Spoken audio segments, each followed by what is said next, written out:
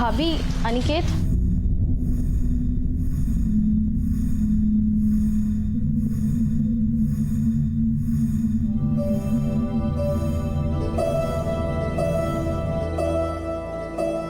हाय। अरे तुम कब आई? बस अभी अभी। अच्छा एक बात बताओ कि तुम्हारी मकान मालकिन पूरा दिन पूजा ही करती रहती है क्या? अरे है तो वो पुजारन टाइप से, लेकिन तुम्हें आने में इतना टाइम क्यों लगा? अरे वो आई, फिर से शादी की बात लेकर बैठ गई थी। तो कर लेते हैं ना। तुम बस बोलते हो। तुमने अभी तक तो बाबा से बात भी नहीं की। तुम्हें पता है तुम्हारे चक्कर में ना मुझे आई को बार बार बहाने देने पड़ते हैं और तुम्हें कोई फर्क ही नहीं पड़ता। मुझे पता है मुझे प्यार ही नहीं करते।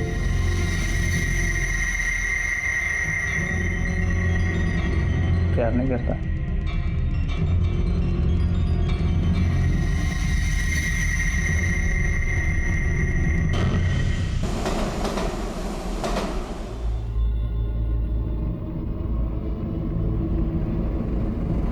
देखो जी, तलाक तो होवे कोनी और इसीलिए सदियों से ये प्रथा चल रही है और इसी प्रथा के हिसाब से आज से सुनीता और प्रकाश दोनों पति पत्नी की तरह साथ रहेंगे और जो सुनीता प्रकाश के छोरे की मां बन गई तो फिर दोनों का ब्याह करा देंगे। और जो बच्चा नहीं हुआ तो सुनीता को प्रकाश को छोड़कर जाना होगा। तो आज से तुम दोनों साथी।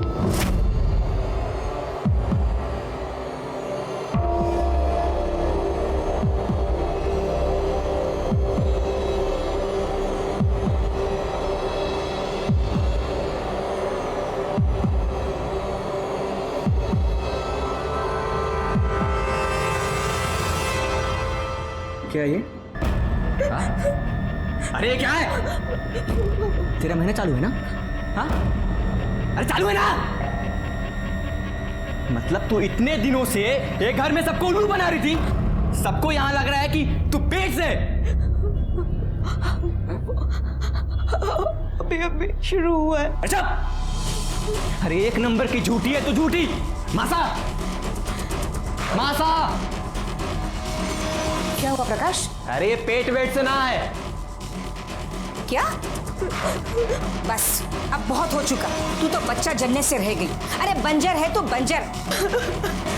क्या अब मैं मधु दिशा को फोन करती हूँ और कहती हूँ कि पंचों को यहाँ बुलाए। अब जो भी फैसला होगा ना पंच ही करेंगे, समझे तू?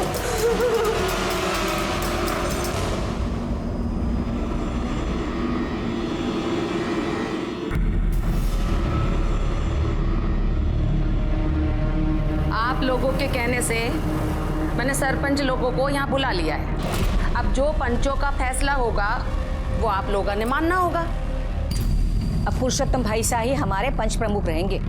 आप अपना फैसला सुना ही दो। गोपाल, थारी छोरी माँ ना बन सकती और जो छोरी माँ ना बन सके उसकी शादी नहीं हो सकती। अपनी छोरी को ले और चल जाए यहाँ से। ना सरपंच साहब, हमारे पे ऐसा जुर्म ना करो।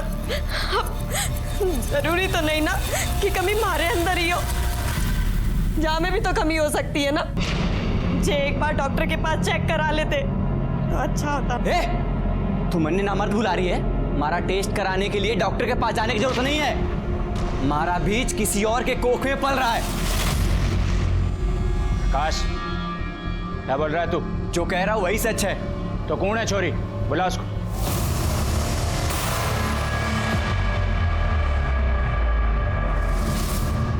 मैं प्रकाश के बच्चे की माँ बनने वाली हूँ। ये मेरी रिपोर्ट से आप देख सकते हैं। अरे हम कोई रिपोर्ट ना देखते। सुन गोपाल, देख ये छोरा प्रकाश नामर्द ना है। चुप क्या हो रहा है सरपंच साहब? सबके सामने ये छोरा कह रहा है कि इसके संबंध दूसरी औरत के साथ है और आप इसने सजा देने की बजाय। अरे इसमें सजा की क्या बात है? जो छोरी अपने साथी को पल्लू से पकड़कर ना रख सकी वो चला गया किसी और का आंचल पकड़ने। मर्द के लिए कुछ सही गलत ना होता। और छोरी सुन, तेरा जब तक बच्चा नहीं हो जाता तू यहीं रहेगी इसी घर में। वरना हमारी बेटी में कोई खोट नजर ना आवे। चल मान ली थारी बात, तो एक मौका हम उसे और देंगे। ये थारी छोरी सुनीता अपने जेठ दीपक के साथ सोएगी। ये अभी भी बच्चा पैदा नहीं कर सकी, तो इसने वापस जाना पड़ेगा। ना सरपंच साहब, मैं ऐसा नहीं करूंगी। यो क्या कह रहे हैं आप अपने जेठ के साथ? इससे गंदी बात ना हो सकती कुछ। हम ना मानते ये सब। छोरी तने तो कोई आपत्ति ना है? आप लोगों ने बोल दिया है तो मन में कोई आपत्ति ना है। इन सब की क्या जरूरत है? हाँ हाँ, हम पंचों में से कोई जांच ले। अगर आप सबको कोई आपत्ति ना हो तो मैं जांच लूं। देखिए, इनके घर का मामला है, इनके घर में ही रहने देना चाहिए। तो फिर यह तय रहा कि दीपक सुनीता की कोख में अपना बीज डालेगा, और अगर उसके बाद भी ये गर्भवती नहीं हुई तो इनका कोई रिश्ता नहीं रहेगा। हमारी समझ से बाहर है सब। चुप! एक शब्द भी और बोला तो बिरादरी का कोई भी आदमी तेरे साथ कोई व्यापार नहीं करेगा।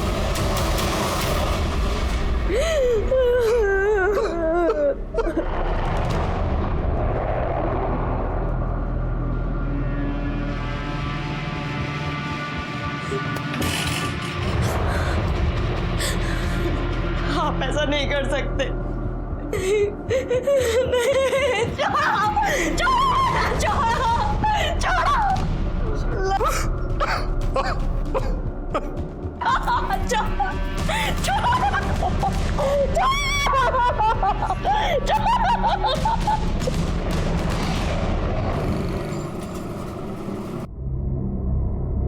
चलो भाई लगा लो।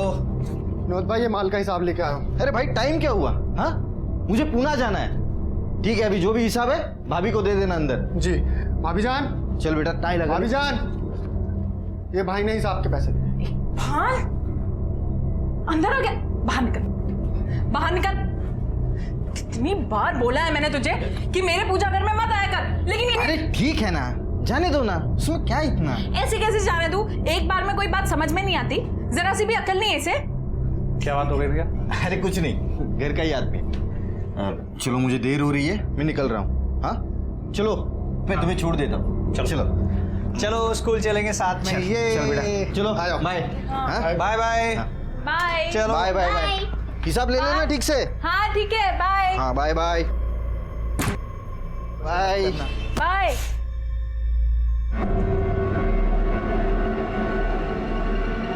तुझे ना अब बताती हूँ मैं। माफ कर दीजिए भाभी जान। ऐसे कैसे माफ कर दूं? सजा तो तुझे मिलेगी। चल।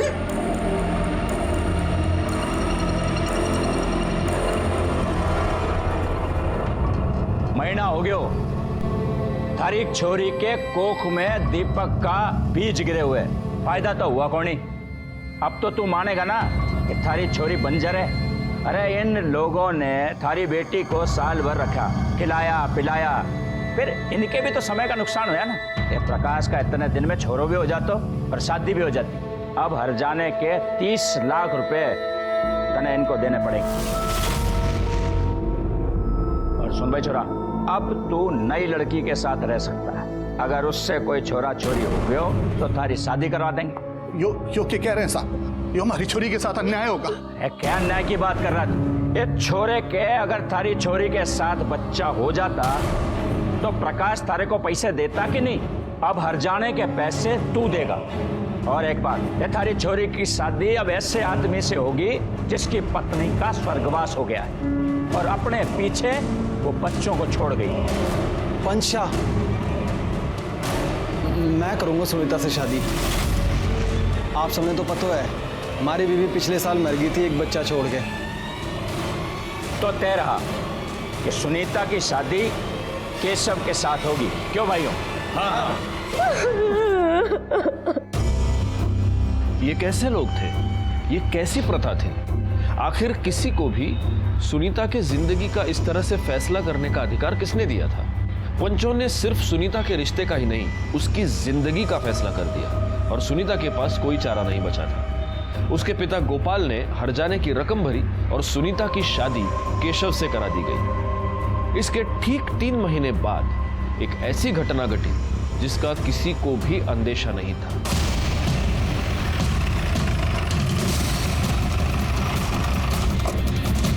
सर, मैंने आपको फोन किया था।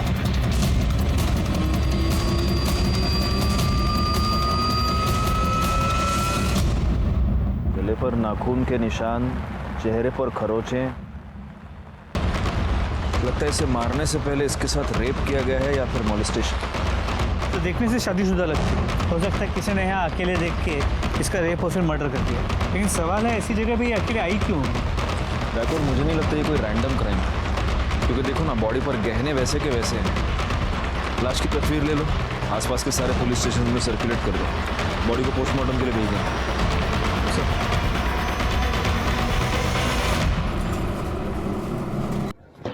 सर बैकवर्ड, उस लड़की के बारे में कुछ पता चला? नहीं सर, किसी ने उसे वहाँ आते जाते नहीं देखा था और ना ही उस रास्ते पे कोई सीसीटीवी कैमरा है। आसपास के पुलिस स्टेशन में भी ऐसी किसी लड़की की कोई मिसिंग कंप्लेंट नहीं है। फिलहाल मैंने उसकी फोटो को आसपास सर्कुलेट कर दिया। नमस्ते साहब। साहब मेरी पत्नी कहीं चली गई है। उनकी कोई फोटो है आपके पास? जी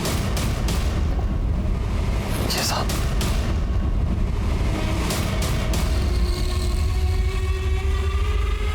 बैकवर्ड, ये कब से गायब है? कल रात से साहब। ये कल रात चली गई और आप अभी आ रहे हैं? नहीं साहब, वो मैं लेट आया था तो कह रही थी उसने अपने बाबा साहब के पास जाना है। मैंने कह दिया जा, मुझे नींद आ रही थी। फिर वो चली गई, मैं सो गया और सुबह बाबा साहब को फोन किया तो नहीं साहब, रात को घर नहीं आई। और अब वो कभी आएगी भी नहीं। साहब ऐसा क्यों बोल रहे हैं साहब आप? क्या मतलब है साहब? आज सुबह हमें इनकी लाश मिली। लाश? क्या कह रहे हैं साहब आप?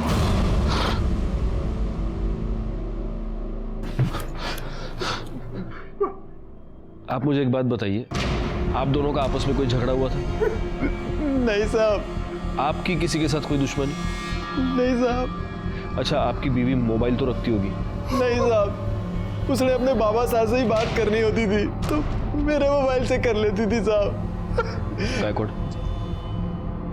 इन दोनों को मॉर्ग ले जाओ, लाश की शिनाख्त करवाओ और उनसे कह देना कि पीएम शुरू करें। सर आप प्लीज जाइए।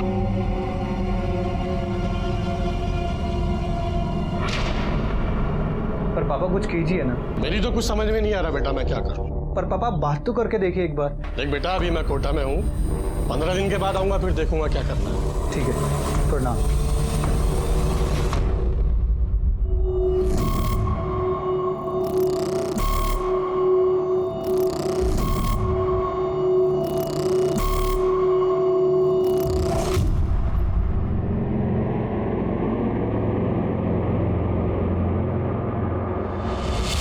सुनीता अपने घर से अपने पिता के घर को जाने के लिए निकली। ये दोनों घर शहर के एक ही तरफ है और इन दोनों के बीच का डिस्टेंस 1 किलोमीटर से भी कम है। और हमें सुनीता की लाश मिली यहाँ खाड़ी के पास। सुनीता यहाँ पर क्या करने गई थी इतनी रात को, और वो भी अकेली? तो एक चांस ये है कि सुनीता अपने घर से तो निकली थी, लेकिन रास्ते में किसी ने अगवा कर लिया हो।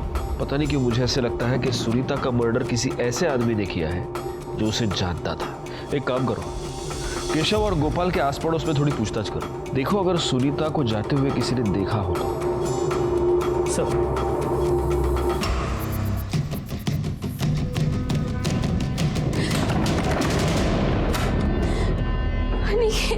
क्या हुआ?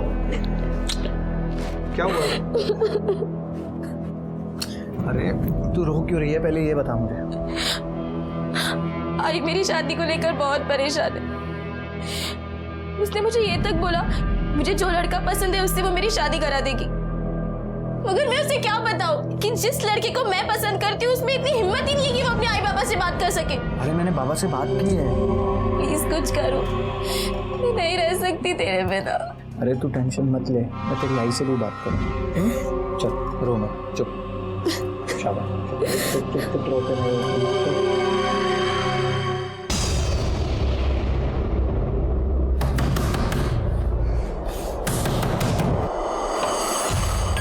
प्रकाश कहाँ है? प्रकाश! प्रकाश! क्या हुआ? क्या तमाशा चल रहा है यहाँ? हमारी बेटी की जान ली है तूने, हमारी सुनीता को मारा है तूने, मैं छोड़ूंगा नहीं तेरे। अरे तुम्हारे दिमाग खराब है क्या? कुछ भी बोले जा रहे हो? दिमाग सही है अब मेरा, अब तुम सबके दिमाग ठिकाने लगा दूंगा मैं। हमारी बेटी की जान ली है, सुनीता को मारा है तुम लोगों ने, मैं पुलिस से सब बता दूंगा। देख गोपाल, यहाँ तमाशा करने की कोई जरूरत नहीं है। जो भी हुआ है वो पंचों के मर्जी से हुआ है और आगे जो भी होगा ना पंचों के कहने पर ही होगा, समझा? उस रात आपने सुनीता को कहीं घर से जाते हुए देखा था? बाहर जाते तो नहीं देखा था, लेकिन हाँ सर, उस रात उनके घर में चिल्लम चाली बहुत हो रही थी। मैं पूजा का सामान उनके घर में देने गया था। सुनाई ना दे रहा तेरे? अरे कोई जरूरत ना है हमारे घर में। चल निकल इधर से, चल अपना बाप के घर जा। अभी 3 महीने पहले उसकी सुनीता से शादी हो गई। वो बेचारी तो उसका बच्चा संभालती, लेकिन इस केशव को ना उसकी कदर ही नहीं की। नहीं साहब, सुनीता को आते तो नहीं देखा, और वो 1-1.25 साल से तो यहाँ घर पर आई ही नहीं है। ठीक है।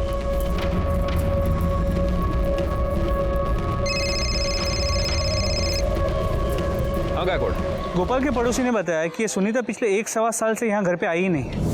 अगर पिछले 1.25 साल से वो अपने घर नहीं आई तो वो कहाँ थी?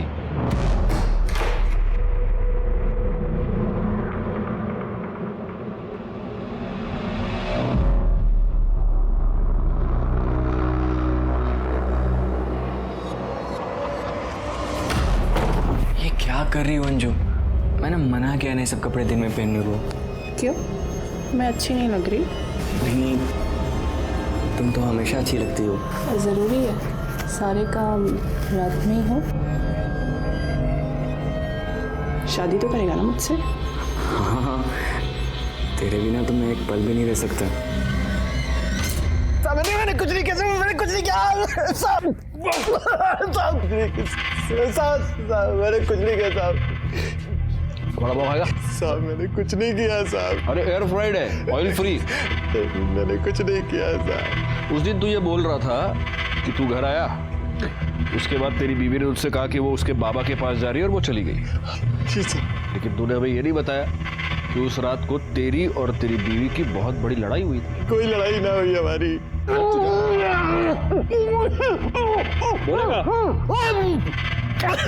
बोलेगा? मैं नशे में आया था तो वही लड़ाई करने लगी साहब।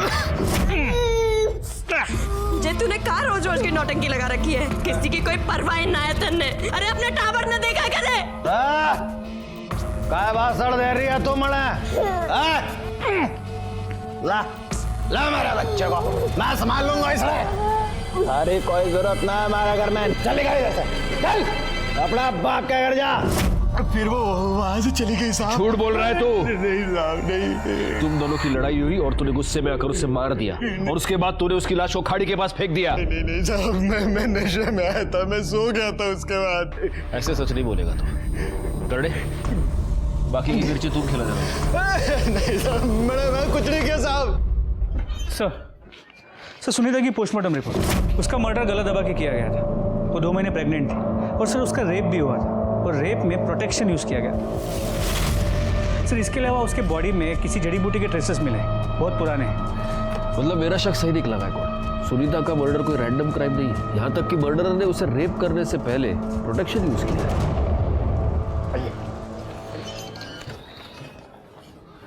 आइए गोपाल जी, बैठिए। आपकी बेटी की शादी 3 महीने पहले हुई केशव से, राइट? लेकिन आपके पड़ोसियों का कहना है कि उससे पहले लगभग 1.25 साल आपकी बेटी आपके साथ नहीं रहती थी। तब वो कहाँ रहती थी? नहीं मतलब हो सकता है कि वहां पर कोई प्रॉब्लम हो। नहीं साहब, क्या प्रॉब्लम होनी है? अपनी मासी सा के घर रहती थी वो। मासी का एड्रेस दीजिए।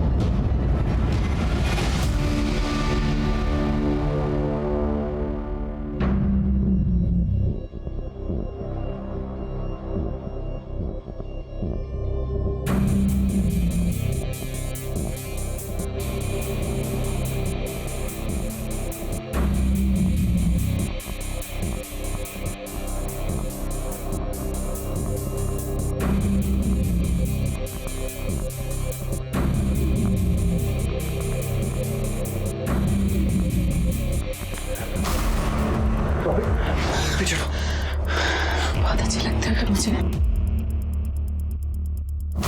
सच में बहुत अच्छे लगते हो मुझे।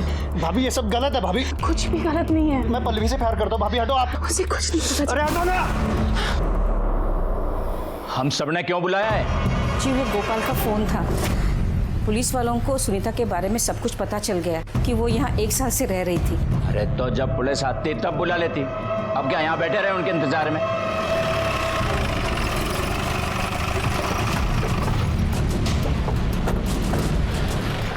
राणे, तुम जरा आसपास पूछताछ करो। सर।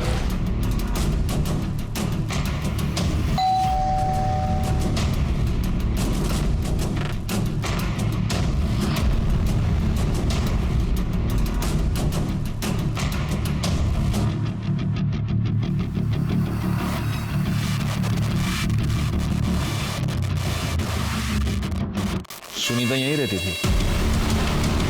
जी हाँ सर, मैं उसकी मासी हूँ। उसके माँ के मरने के बाद सुनीता अकेलापन महसूस कर रही थी, तो मैंने ही उसे कहा कि यहाँ आकर रहें। हमारा पूरा परिवार है, खुश रहा करती थी वो। वैसे ये सब लोग हैं कौन? जी, ये हमारा बड़ा बेटा है दीपक, और ये उसकी पत्नी योगिता, और ये हमारा छोटा बेटा प्रकाश है जी। और ये हमारे रिश्तेदार हैं जी।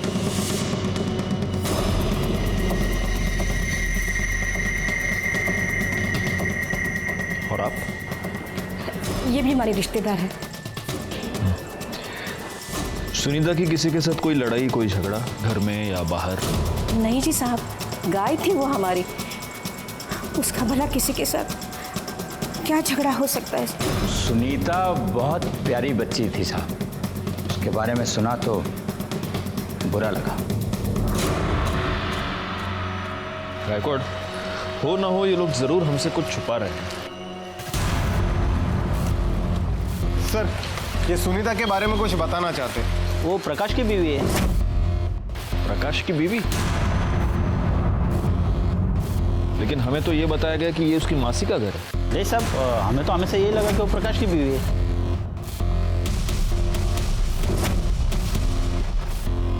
ठीक है, देखा गायकवाड़, ये लोग हमसे 100% कुछ छुपा रहे हैं।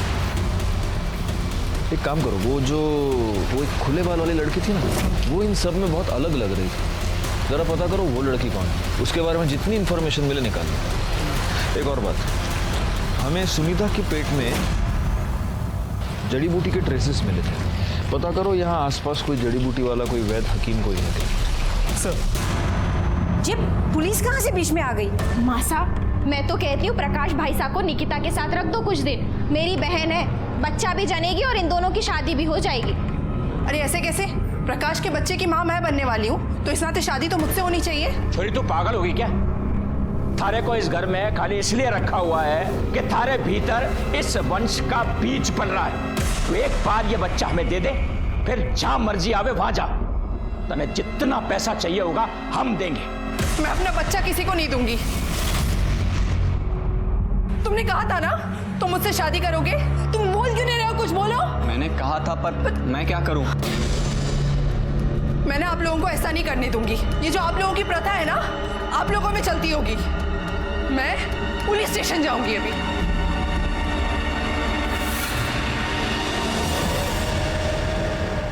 सर, सुनीता के घर में जो घुंघराले बाल वाली लड़की है, उसकी इन्फॉर्मेशन मिल गई है। सर, उसका नाम अंजू है, एक्ट्रेस है, छोटे मोटे रोल करती है, यूपी की रहने वाली है।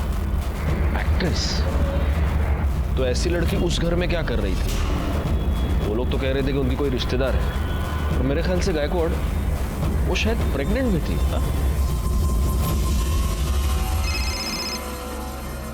हेलो, मैं भाईंदर पुलिस स्टेशन से सीनियर इंस्पेक्टर राजेश यादव बोल रहा हूँ। मुझे आपसे कुछ बात करनी है। देखिए इंस्पेक्टर, मैं भी आपसे बात करना चाह रही थी। मैं आपको सब सच सच बताना चाहती हूँ। इन्होंने मेरी जिंदगी बर्बाद कर दी है, और यहाँ तक कि प्रथा के चक्कर में ना इन्होंने सुनीता की जिंदगी भी बर्बाद कर दी है। कौन सी प्रथा? देखिए इंस्पेक्टर, मैं ना आपको मिलके सब बता देती हूँ। अब मैं आपको कुछ नहीं बता सकती। शाम को मैं मिलती हूँ आपको। ओके।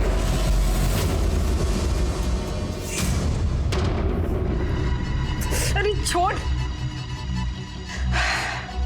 तो एक बात बता, तू मेरा काम करेगा या नहीं करेगा? क्यों? तेरा मन भर गया ना मेरे से? इकबाल, ऐसे बात मत कर कि तुझे मुझसे प्यार हो गया है। हम दोनों एक दूसरे के साथ सिर्फ अपने अपने मतलब के लिए। इकबाल, मुझे अनिकेत चाहिए, कुछ कर।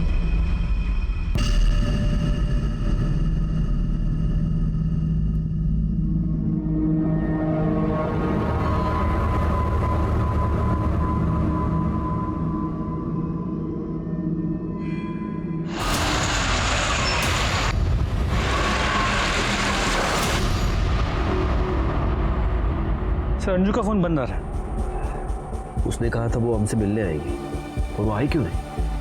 सर हो सकता है उसने अपना मन बदल लिया। मैं एक बार फिर से ट्राई करके देख। नहीं रहने दो मैं पड़ा, वैसे भी बहुत रात हो गई है, अब उससे बोलना तो नहीं सकते, कल देखते हैं।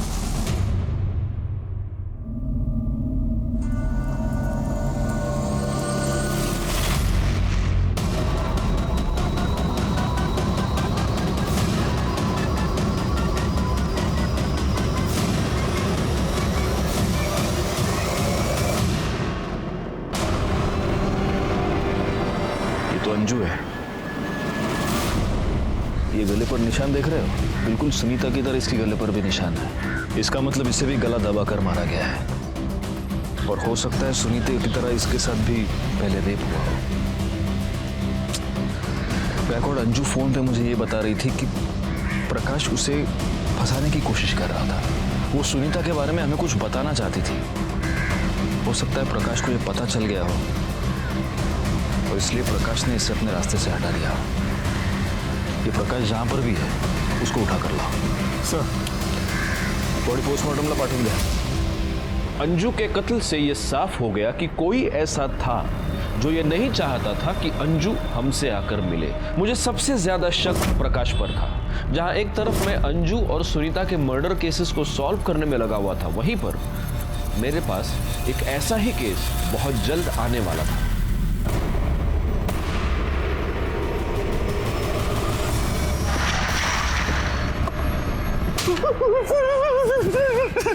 सर मुझे कुछ नहीं पता सर। अंजू की हमसे बात हुई थी, तब उसने हमें यह बताया कि तुमने उसे फंसाया है। सर मुझे कुछ नहीं पता, वैसा क्यों बोल रही थी? वो तुम्हारे बच्चे की मां बनने वाली थी। नहीं सर। तो फिर वो तुम्हारे घर में क्यों रह रही थी? मासा की बचपन की सहेली की बेटी थी सर, इसलिए वो हमारे घर पे रह रही थी। अंजू ने हमें किसी प्रथा के बारे में बताया। वो ये कह रही थी कि तुम लोगों ने मिलकर सुनीता की जिंदगी। कौन सी प्रथा? सच में कह रहा हूँ सर, मुझे कुछ नहीं पता सर। करने इसको इतना मारो कि सच अपने आप बाहर निकल आए। नहीं सर अंजू की पोस्टमार्टम रिपोर्ट से इसका भी गला दबा कैसे मारा गया, और ये 6 महीने प्रेग्नेंट। सर एक बात और, मरने से पहले अंजू के साथ भी रेप किया गया था, और इसके केस में भी प्रोटेक्शन यूज किया गया था। संजू के कॉल रिकॉर्ड्स, मरने से पहले आखिरी कॉल इसने किसी उमेश को किया था। बोला भी सुमेश को। क्या सर ऐसे कैसे हो सकता है? कल रात में मेरी अंजू से बात हुई थी सर, मैं उसका कोऑर्डिनेटर हूँ और वो अच्छी दोस्त है मेरी। ये अंजू प्रकाश के घर में क्यों रह रही थी? सर वो दोनों का अफेयर चल रहा था, और अंजू प्रकाश के बच्चे की माँ बनने वाली थी।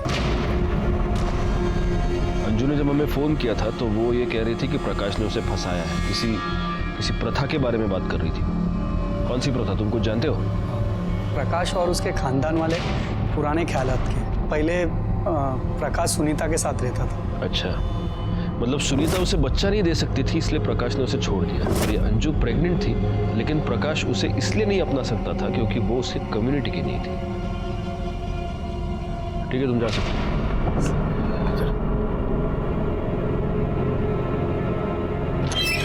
सर गोपाल के अकाउंट में 30 लाख रुपए जमा हुए। 30 लाख? इतनी बड़ी रकम? बुलाओ उसे। साहब मेरी बच्ची सकाळी कॉलेज लगेली, लेकिन अभी तक घर पे नहीं आई है। साहब मैंने उसके सारे दोस्तों को पूछ लिया, लेकिन उसका कहीं पे कोई पता नहीं है। आपके पास उसकी कोई फोटो है?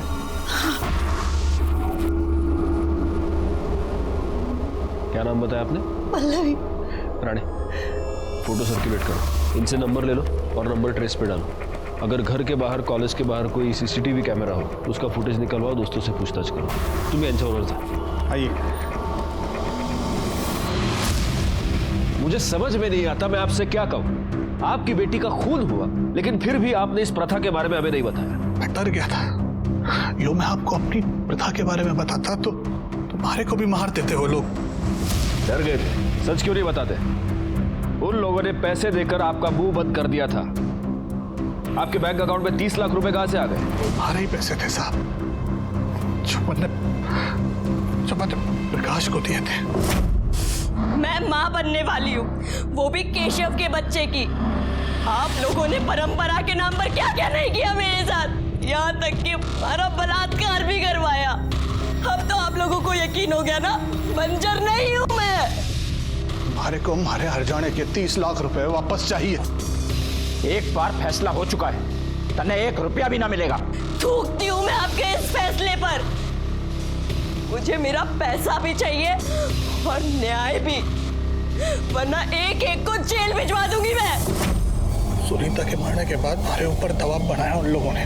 हमारे से कहा कि अगर मैंने पुलिस के सामने अपना मुंह खोला तो हमारे साथ बिरादरी का कोई आदमी व्यापार धंधा नहीं करेगा और मुंह बंद रखने के लिए हमारे पैसे भी वापस कर दिए। आपकी बेटी का खून हुआ और आप प्रथा और पंचों के नाम पर चुप रहे। आपको नहीं लगा कि आपकी बेटी को न्याय दिलवाना चाहिए? सर, अंजू के पेट में जो फीटस था उसका डीएनए रिपोर्ट बच्चा प्रकाश का ही। अरे मुझे क्यों मारा ऐसा? क्योंकि डीएनए रिपोर्ट से साबित हो गया है कि अंजू तेरे ही बच्चे की मां बनने वाली थी। बोल। तो तूने अंजू को इसलिए मारा क्योंकि वो तेरे बच्चे की मां बनने वाली थी। तूने सुनीता को इसलिए मारा क्योंकि तू उसके पैसे वापस नहीं करना चाहता था। नहीं, मैंने किसी को नहीं मारा सर। मैं तो अंजू से शादी करना चाहता था, लेकिन मैं पंचों के खिलाफ नहीं जा सकता था सर। आप लोग पंच हैं और पंच को परमेश्वर कहा जाता है, लेकिन आप सब ने मिलकर सुनीता पर इतने बड़े अत्याचार किए। हमने तो फैसला सुना दिया था कि अलग हो जा, यही प्रथा है। और बलात्कार? आपके कहने पर चुप। आपके कहने पर इस दीपक ने सुनीता के साथ बलात्कार किया।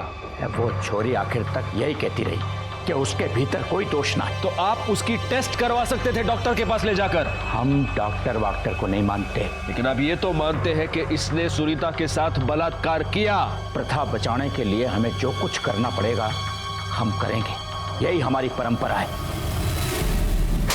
साहब रेप करें? नहीं साहब मैं बताता हूँ साहब। मैं मानता हूँ मैं सुनीता के साथ गंदा काम किया, लेकिन मैं अगर वो नहीं करता ना साहब तो पंच मुझे भी सजा सुना देते।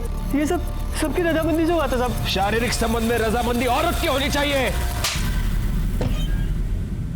ये सब के सब गुनहगार हैं, लेकिन दीपक के खिलाफ हम कुछ भी साबित नहीं कर पाएंगे। अभी वो मान तो रहा है कि रेप उसने किया था, लेकिन कोर्ट में मुकर जाएगा। आइए सर, ये प्रकाश के घर के पास जड़ी बूटी बेचते हैं। तुम सुनीता को जानते हो? हाँ, उन्हीं के लिए जड़ी बूटी लेके जाती थी वो। कौन सी जड़ी बूटी? बच्चा नहीं होने के लिए, मतलब उसे खाने से बच्चा ठहरता नहीं। और कौन लेके जाती थी? योगिता।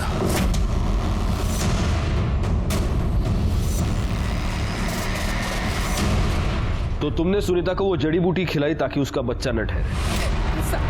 हमारे से गलती हो गई साहब। मैं ना चाहती थी कि वो माँ बने, इसलिए मैं 1 साल तक उसे दूध में जड़ी बूटी मिलाकर देती थी। मैं मानू हूँ साहब, मेरे पति ने उसके साथ गलत काम किया, उसके बाद भी मैं उसके घर जाती थी। ले तू ये लड्डू खा, इसमें खास जड़ी बूटी है। ले, इससे तुझे ताकत भी आएगी और तेरा बच्चा भी ठहर जाएगा। एक बार बस तू माँ बन जा, फिर प्रकाश से शादी तेरी मैं करा के दूंगी। खा खा खा। क्यों किया तुमने ऐसा? साहब मैं चाहती थी कि हमारी बहन की शादी प्रकाश से हो जाए। और अंजू? अंजू को भी तुम लोगों ने मिलकर मारा क्योंकि तुम लोग ये जानते थे कि वो प्रकाश के बच्चे की मां बनने वाली है और वो हमसे मिलने वाली है। ना साहब, मैं मानती हूँ कि मैंने गलत काम किया, लेकिन मैं सच बोल रही हूँ साहब, मैंने किसी की जान ना ली साहब। पाटिल मैडम, इनसे जरा अपने तरीके से पूछताछ कीजिए और तब तक कीजिए जब तक ये सच ना बोले। सर, पल्लवी का कॉल रिकॉर्ड। पल्लवी का मोबाइल उसके घर के आगे ही बंद हो गया था। लास्ट कॉल उसने किसी अनिकेत को किया था जो अंधेरे में रहता है। इस अनिकेत के साथ उसकी हमेशा बातें हुआ करती थी। उसके घर जाके पता करो। सर।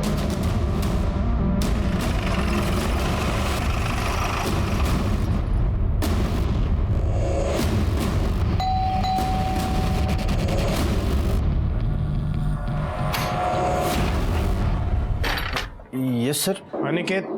हाँ सर, यहीं पे रहता है ऊपर। बुलाओ उसको। हाँ बुलाता हूँ सर। क्या हुआ जी? अनिकेत के बारे में पूछ रहे। जाओ तुम अनिकेत को बुलाओ। जाओ। हाँ आइए ना सर।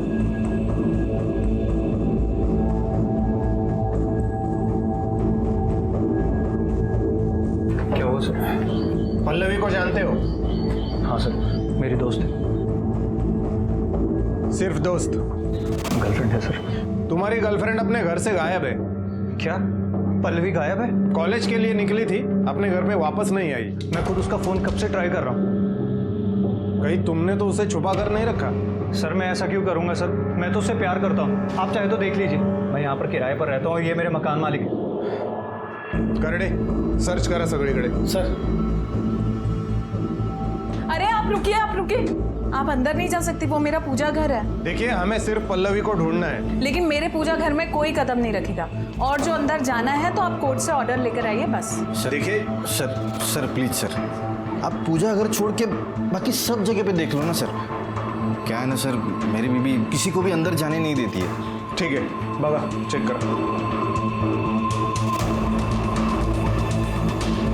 सर वो यहाँ नहीं है, मैं उससे बहुत प्यार करता हूँ और वैसे भी मैं उसके लिए बहुत परेशान हूँ। ठीक है, तुम्हें हमारे साथ इंक्वायरी के लिए चलना पड़ेगा। ठीक है सर।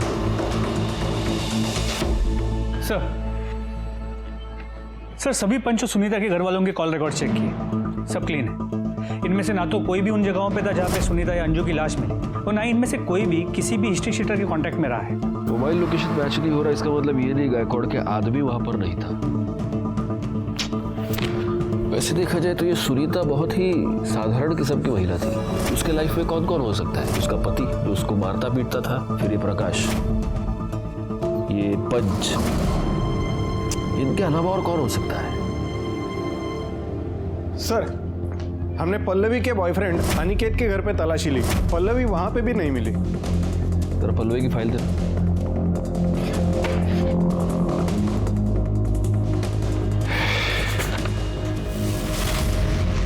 एक मिनट,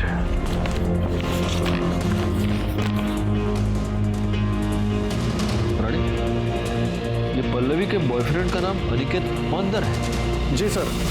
अनिकेत?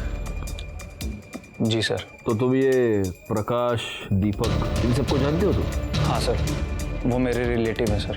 तो तुम ये भी जानते होगे कि तुम्हारी कम्युनिटी में हाल फिलहाल में 2 मर्डर्स हुए? नहीं सर, मैं इन मर्डर के बारे में कुछ नहीं जानता। दरअसल जॉब के कारण मैं अंधेरी में रहता हूँ और बाकी पूरी फैमिली भाईंदर में। बाबा साहब ही कोटा गए हुए हैं और मासा से इसके बारे में कुछ भी बात नहीं हुई अभी। तुम्हारी कम्युनिटी में बाहर की कम्युनिटी की लड़की से शादी करना बड़ा है, और पल्लवी तो तुम्हारी कम्युनिटी की है नहीं। हाँ सर, लेकिन मैंने बाबा साहब से कहा था इस बारे में बात करने के लिए सर। ठीक है, जाओ तुम। ठीक है सर।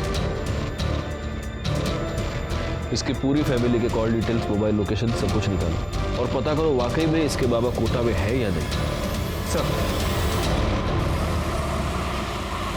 सर ये देखिए, अनिकेत के घर वालों के मोबाइल लोकेशन रिकॉर्ड से क्या मिला है। व्हाट? ये कैसे हो सकता है? इस मोबाइल की लोकेशन सुनीता और अंजू के मर्डर स्पॉट पर भी थी और जहां से पल्लवी गायब हुई वहां पर भी। ओह माय गॉड, गायकवाड़ जल्दी चलो। करडे, पाटिल मैडम ला घेऊन या लवकर।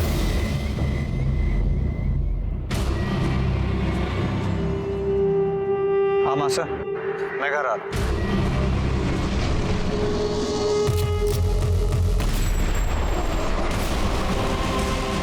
पल्लवी कहाँ है? कौन पल्लवी? सुनीता और अंजू को तुमने ही मारा ना? मैंने किसी को नहीं मारा। गायकवाड़ पूरे घर की तलाशी लो, पल्लवी को ढूंढो। चलो। तलाशी? तलाशी कैसे ले सकते हैं सर? अरे हमारे घर में क्या है भाई? मैं कह रही हूँ ना, कोई भी ना आए।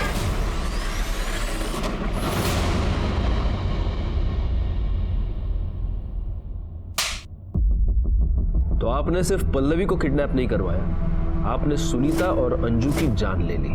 मरवाया नहीं साहब, अपने हाथों से मारा है मैंने। हमारे दादा साहब मुंबई में आके बसे थे, धीरे धीरे सब लोग आने बसाया था उन्होंने। तुम्हारी और हमारे भाई पुरुषोत्तम की तो ये जिम्मेदारी बनती थी ना कि हम अपनी प्रथा को खराब ना होने दें। मैं किसी भी हाल में अपनी रीत बंद और प्रथा को खराब नहीं होने दे सकती थी साहब। इसीलिए मैंने उन दोनों सुनीता और अंजू को मारा। और जब मैं उन दोनों को सजा दे सकती थी तो उस छोरी पल्लवी को कैसे छोड़ देती? उसने तो हमारा बेटा बहकाया था साहब, उसे तो सजा मिलनी ही चाहिए थी। आपकी इस बेतुकी प्रथा की वजह से आपने 3 लड़कियों की जिंदगी बर्बाद कर दी और 2 की जान ले ली। शर्म आनी चाहिए आपको। आज तक मैंने ये सुना था कि औरत औरत की दुश्मन होती है। आज मैंने देख लिया। मधु और अनिल को उनके किए की सजा मिली। प्रथा की आड़ में दोनों ने बहुत ही संगीन अपराध किया था। दीपक ने सुनीता का रेप किया था, लेकिन ये बात हम साबित नहीं कर पाए। कोर्ट में किसी ने भी मुंह नहीं खोला। इतना सब कुछ हुआ, मेरे मन में बस एक सवाल है, क्या किसी को भी इस बात की दस्तक नहीं मिली थी कि ये बेतुकी प्रथा आगे जाकर इतना बड़ा आपराधिक रूप ले लेगी? पंचों ने सुनीता का रेप उसके जेठ से करवाया, लेकिन उसके खिलाफ किसी ने भी आवाज नहीं उठाई, यहाँ तक कि उसके पिता गोपाल ने भी नहीं, सुनीता के मर जाने के बाद भी नहीं। हमारे देश में ऐसी कई प्रथाएं हैं। इन प्रथाओं के नाम पर बड़े लोग छोटे लोगों का शोषण करते हैं, क्योंकि वो ये जानते हैं कि अगर वो इन प्रथाओं का ढोंग नहीं रचेंगे तो समाज में उनका स्थान खतरे में आ जाएगा। इसीलिए ऐसी प्रथाओं का बंद हो जाना ही हमारे लिए सही है। इसी के साथ मैं सीनियर इंस्पेक्टर राजेश जाधव आपसे विदा लेता हूं। दोबारा मिलूंगा, तब तक सतर्क रहिए और देखते रहिए क्राइम पेट्रोल दस्तक, क्योंकि मकसद बताना नहीं, बचाना है। जय हिंद।